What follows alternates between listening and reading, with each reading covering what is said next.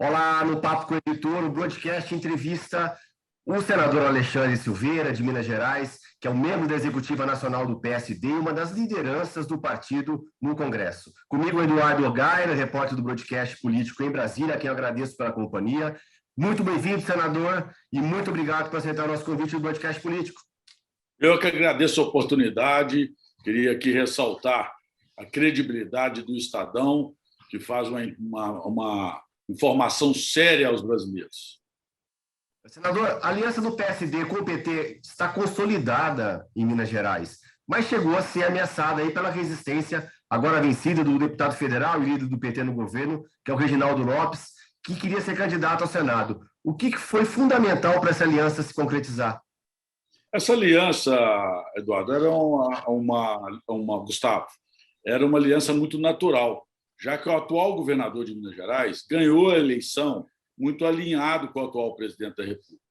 E continua, de certa forma, com um alinhamento programático, já que a visão de Estado, tanto dele quanto a visão de Estado do atual ministro da Economia, Paulo Guedes, tem uma identidade. Portanto, com a permanência do ex-prefeito de Belo Horizonte, reeleito com 63% dos votos na capital mineira, no PSD, e o PSD tendo como propósito apresentar um projeto alternativo para Minas, o campo natural para disputar a eleição seria o campo natural de uma aliança com o ex-presidente Lula. Isso realmente teve um pequeno esgarçamento na reta final, por uma legítima pretensão de um grande líder mineiro, que é o deputado líder do PT na Câmara dos Deputados, que é o deputado Reginaldo Lopes, que tinha pretensão, como eu ressalto mais uma vez, legítima de colocar o seu nome à disposição do Senado. Faltou um pouco de diálogo no princípio das conversações entre os dois partidos. Se tivesse tido esse diálogo desde o princípio, já se notaria-se com muita clareza de que não seria coerente um senador, já no mandato, abrir mão da reeleição. Portanto, acho que nós tínhamos cortado o caminho. Mas, enfim, a coisa está resolvida, a aliança está firme, aguerrida, muito sinergizada, e nós disputaremos o governo de Minas, a eleição, a tentativa do ex-presidente Lula de voltar a presidir o país e a reeleição ao Senado Federal.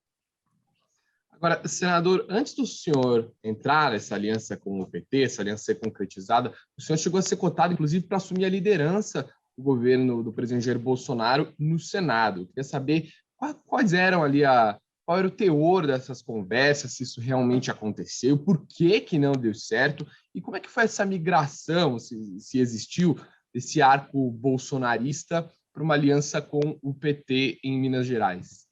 Isso é muito importante, Eduardo, que seja bem esclarecido.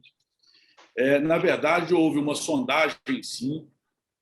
Eu acho que foi uma sondagem muito em consequência do meu perfil, do perfil da mineiridade, da busca do diálogo, da construção. Eu, no ano passado, antes mesmo de assumir o Senado, agora dia 2 de fevereiro, eu era diretor jurídico e técnico da presidência da Casa, junto ao presidente Rodrigo Pacheco. Tudo aquilo que interessava ao Brasil e que o governo encontrava alguma dificuldade para poder dar uma celeridade, para poder fazer algo que pudesse contribuir para que os projetos tivessem um trâmite mais célere na casa, eu procurei fazer. Isso não é muito longe de ser um alinhamento automático ao governo.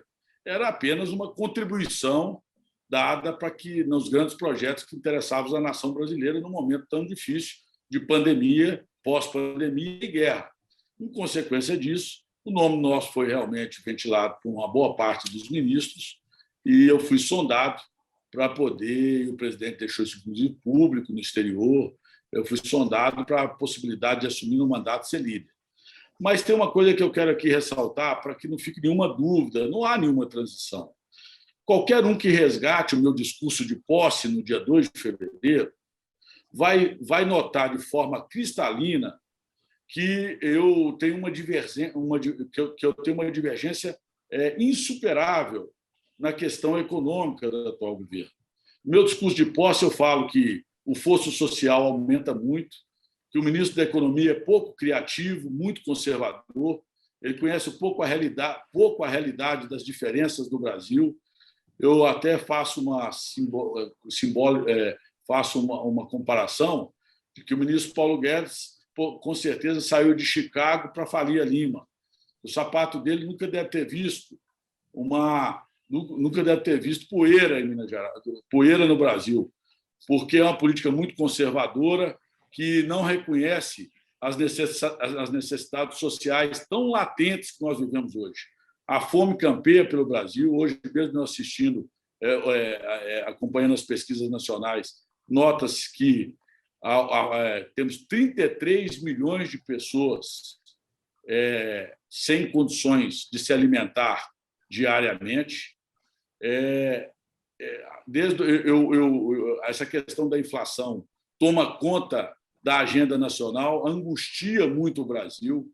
O Brasil é um país, como o Zé Alencar já falava em 2003, lutava muito contra a contenção do consumo interno, ele lutava muito contra os juros, porque dizia o seguinte: como conter o consumo com juros altos, sendo que o nosso povo já não tem condição de consumir. Nós sabemos que essa situação agravou-se muito nos últimos anos, as pessoas estão sofrendo muito mais, a fome campeia. O ministro Paulo Guedes tem, como eu disse, uma política econômica extremamente conservadora, que atende pouco aos interesses nacionais e deixou de aproveitar uma grande oportunidade. Nós sabemos que essa conjuntura é uma conjuntura internacional, mas ele, diante do momento que nós vivimos de gravidade da situação econômica, com consequências muito fortes na vida das pessoas, principalmente das pessoas mais humildes, ele teve a oportunidade de fazer com que o país tivesse uma injeção maior na sua economia através do consumo interno, principalmente das pessoas que mais sofrem. E não fez. Meu discurso de posse pontua muito isso, cobrava dele muito a tal recuperação em V, que ele tanto apregoa e que chegamos agora, infelizmente, às vésperas da eleição, sem acontecer. Portanto, a minha divergência sobre a área econômica do governo é uma divergência que foi pontuada desde o princípio, o que não seria coerente, e eu falo sempre que a coerência a incoerência é um ato imperdoável pela população, que não seria coerente é que eu, fazendo aquele discurso de posse, pudesse ajudar como líder. O que eu fiz de compromisso desde então e venho cumprido é de que todos aqueles projetos que realmente interessem à nação brasileira terão nosso apoio, como tem tido, de forma incondicional, independente de cargos, independente de posições. Senador, voltando um pouco para a questão eleitoral que o senhor citou aí, o PSD tende a liberar as bancadas no âmbito nacional. O senhor citou Minas Gerais, Minas Gerais o PSD deve caminhar com o PT. Em São Paulo a situação é diferente, a gente tem aí as rusgas antigas entre o presidente do partido, o Kassab, com o Haddad, que é candidato a governador aqui, um sucedeu o outro na prefeitura de São Paulo. Então deve ter uma liberação das bancadas em âmbito nacional. O senhor considera essa posição correta ou o ideal seria estar com o Lula para a eleição presidencial, assim como na estadual já desde o começo, em todos os estados e unidades da federação? Olha, o presidente Kassab, eu sou fundador do partido com ele, sou secretário nacional. O presidente Kassab é, sem dúvida nenhuma, o maior, vamos dizer assim, arquiteto de consenso e convergência no Brasil. Nós sabemos disso. E muito mais, então, e faz isso com maestria do ponto de vista para dentro do partido. Nós temos um partido muito heterogêneo, vocês conhecem bem. Nós temos o Ratinho no Paraná, temos o Otto e o Omar na Amazonas e o Otto na Bahia. E nossa bancada no Mato Grosso, com o Nelson Trade, com o Carlos Fávaro.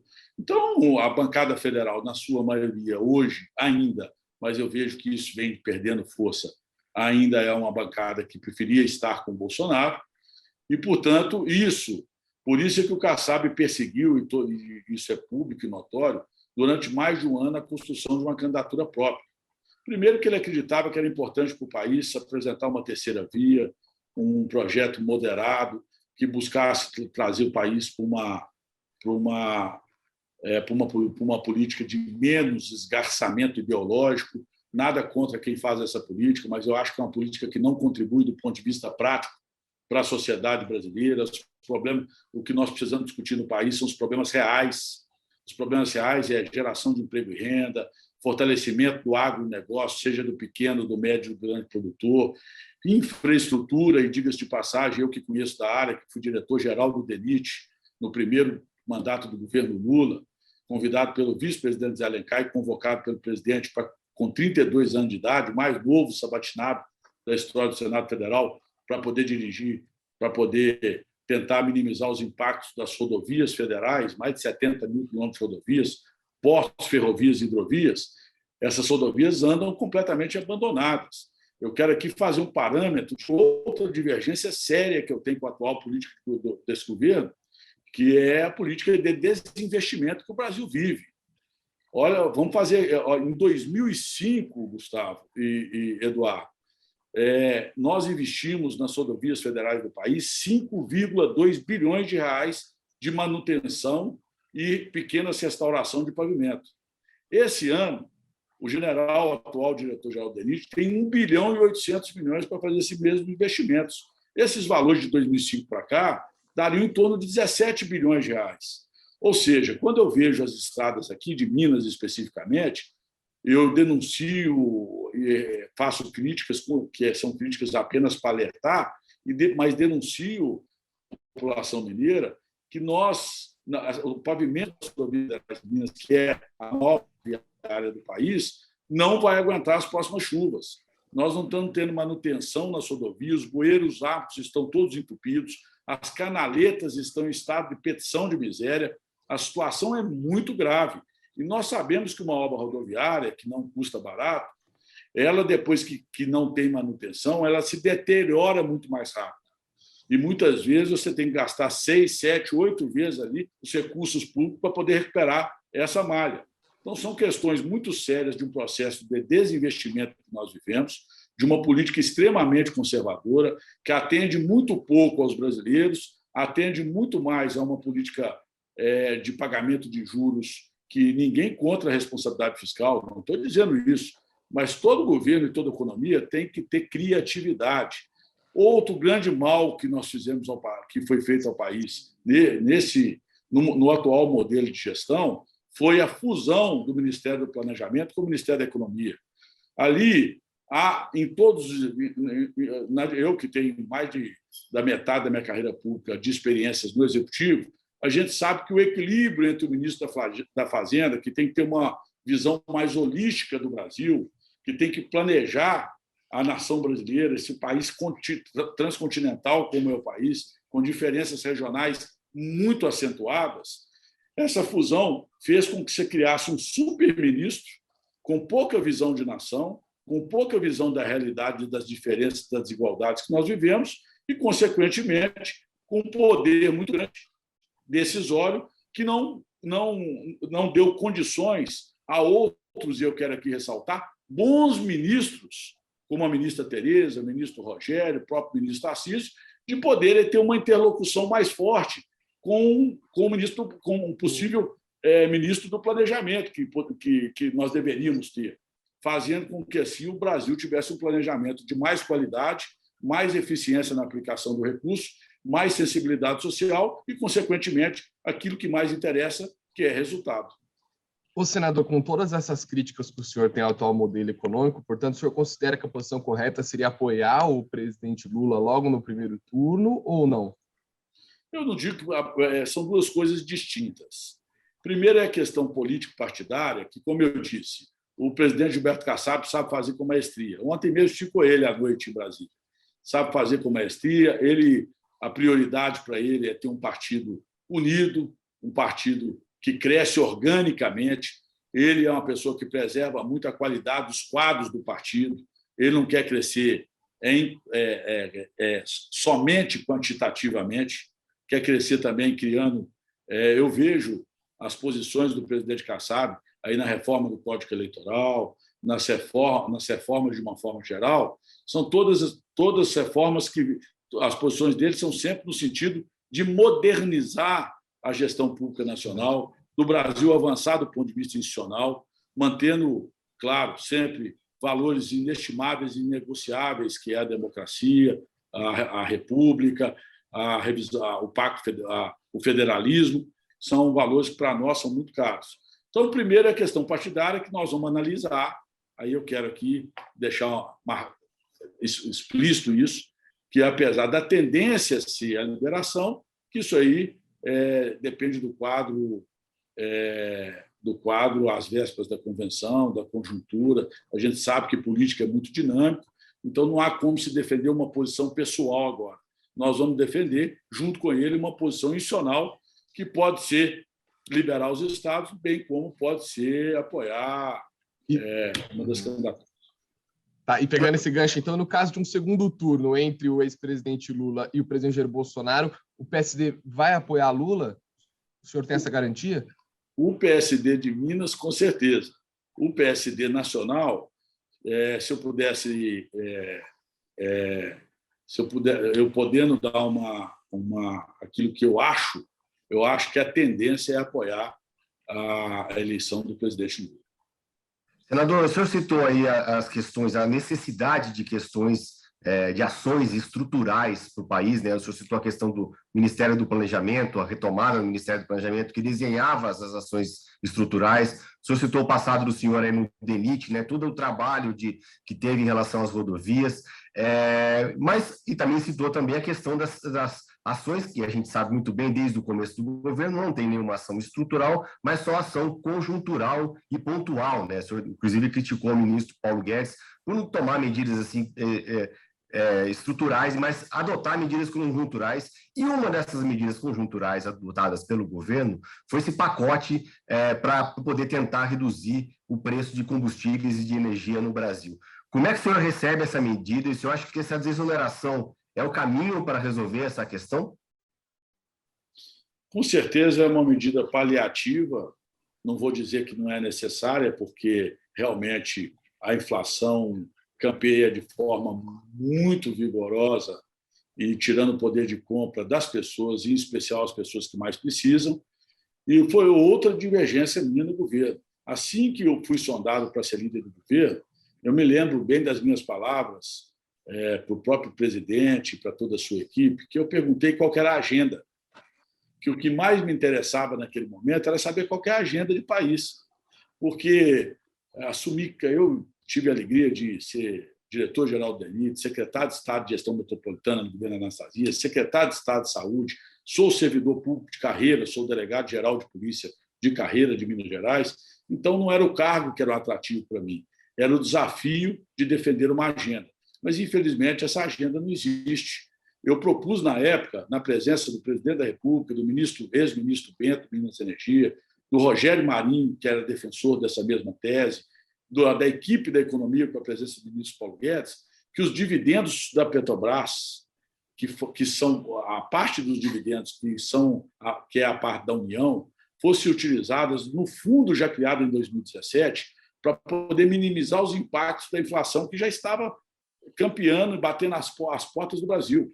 E o ministro Paulo Guedes rechaçou de pronto, disse que tinha outros mecanismos de resolver, isso em janeiro desse ano. Tinha outros mecanismos de resolver, que a coisa estava sob controle, que o barril de petróleo ia se equalizar o valor do barril de petróleo no mundo e que ele tinha instrumentos, inclusive instrumentos emergenciais de dar uma solução caso a inflação passasse da casa dos 5%. Isso aconteceu, infelizmente, a inflação passou muito disso, ele não teve esses instrumentos que acabou de dizer e agora, como eu disse, infelizmente a fome aumenta muito, a miséria campeia, o Brasil, no meu discurso de posse, eu disse que o Brasil adoeceu e empobreceu. E o que nós precisamos entender é que nós vivemos um país de muitas desigualdades, isso não é apenas discurso, isso é fato, isso é uma constatação, e para se avançar, precisamos de rever pontos nevrálgicos na República. Não há como se fazer gestão pública eficiente, levando resultados para as pessoas, lá em Fruta de Leite, lá em Procrane, lá no Nortão de Minas, no Jequitinhonha, no Mucuri, sem daquele Titanic que é a esplanada dos ministérios. Nós precisamos fortalecer o municipalismo. É nas cidades que a vida das pessoas acontece. São os prefeitos municipais, as sociedades civil organizadas, as lideranças mais próximas da comunidade que sabem onde o calo aperta mais, como vão suprir as mínimas prioridades e dar dignidade à população. E nós vemos uma política completamente equivocada, completamente centrada em Brasília, sem reconhecer essas diferenças, contribuindo muito pouco na construção de um país, e digas de passagem, com as nossas potencialidades. Né? Nós temos tudo para poder ser o celeiro do mundo. Temos que fortalecer o nosso agronegócio, mas nós não vamos fortalecer o nosso agronegócio com uma infraestrutura capenga, como a que temos hoje. Temos que ousar. O Brasil precisa ter previsibilidade, ter marcos seguros para poder atrair investimento e poder ter um crescimento, vamos chamar assim, sólido e planejado. Senador, pelo que o senhor tem ouvido de líderes do Congresso, o PLP 18 do teto do ICMS sobre combustíveis vai ser aprovado? A tendência, na minha opinião, é que seja aprovado, até porque é um socorro, como eu disse, não é uma solução definitiva, é um remendo, mas não deixa de ser um socorro à inflação que campeia forte, tirando o poder de compra do brasileiro. Mas tem uma pressão forte dos governadores, né? Desculpa, Gustavo, mas só para continuar, tem uma pressão forte dos governadores, né, senador, para que esse projeto não seja aprovado, que não passe da forma que está. O senhor acha, então, que o governo federal vai conseguir vencer essa pressão dos governadores? Eu acho que a pressão maior agora não é nem do governo federal nem dos governadores. A pressão maior agora é da fome que bate à porta dos brasileiros. Quem tem fome tem pressa, já dizia o Betinho. Então, há uma sensibilidade muito grande de todos que algo tem que ser feito. Mais uma vez destaco, infelizmente, pela falta de planejamento que nós tivemos nos últimos anos no Brasil.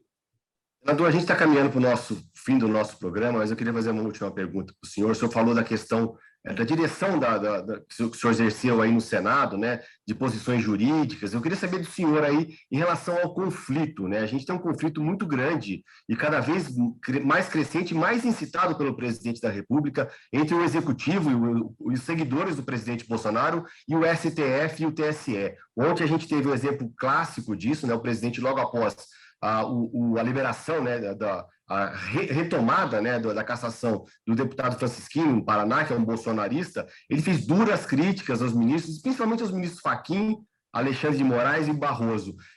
Ele desenha, você acha que o presidente, nesse jeito, ele desenha um cenário de desobediência civil e eleitoral, caso ele seja derrotado, ou isso ele fala mais da boca para fora?